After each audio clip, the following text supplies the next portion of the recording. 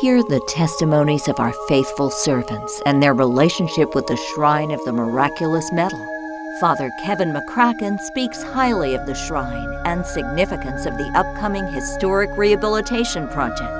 Hello, I'm Father Kevin McCracken. I'm a Vincentian priest and serve now as spiritual director of the Association of the Miraculous Medal.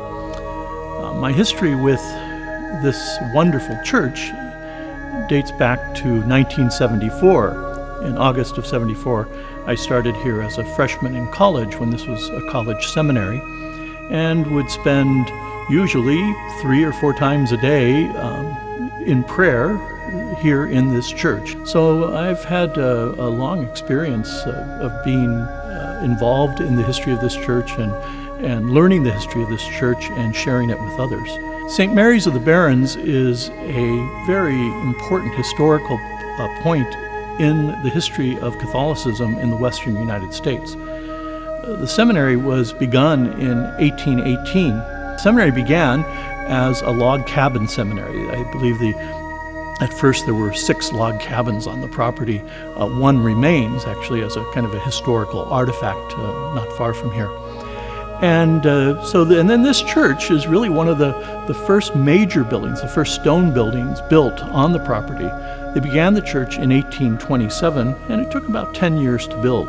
If you look at this church, especially in the interior, it looks sort of out of place for this part of Missouri because it looks like it belongs in Italy. And the shrine of Our Lady of the Miraculous Medal, which is off to the side here, a separate chapel here in the church, was also a place of great prayer and devotion for me. This is, as I've said, a beautiful campus, a beautiful church, beautiful grounds. The difficulty, of course, is this, as I mentioned, this was built in 1827, or begun in 1827.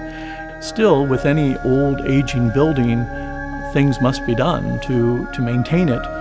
So there's a lot of just that ongoing kind of maintenance that we all deal with that needs to take place here. Now almost 100 years old, the grotto needs some maintenance and some repair work.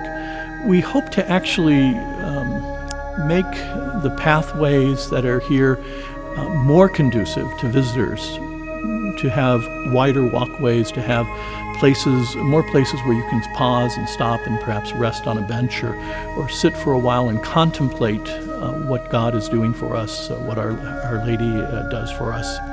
As a Vincentian and as a member myself of the Association of the Miraculous Medal, I recognize how many people throughout the United States and well beyond the United States have been touched by devotion to Our Lady of the Miraculous Medal, have been touched by the work of the association. We get thousands of letters from people not only around the United States but really around the world, telling us stories of Our Lady's intercession, asking us to pray for them or for someone in their family or a neighbor. At our May crowning last year, I met a couple who came to the May crowning. May crowning is at the first Sunday of May each year, and this couple had came from Washington State to be here at the May crowning. And I just marveled at their desire to be here at this shrine, this national shrine of Our Lady of the Miraculous Medal, to share in that prayerful experience. And we hear stories of that sort from people all over, as I say, this nation, as well as from beyond, who see this as a center of devotion and prayer, as it has been for me and for Vincentians for, as I say, 200 years. On behalf of all of the Vincentian priests and brothers, I'd like to thank you for considering a gift to our capital campaign, our legacy campaign to maintain this beautiful place and to improve it as a place of devotion. We cannot do it without your help. It will really, I think, pay benefits in abundance as the Lord and Our Lady always show their appreciation. We're now trying to show ours. So thank you for considering a gift to our campaign.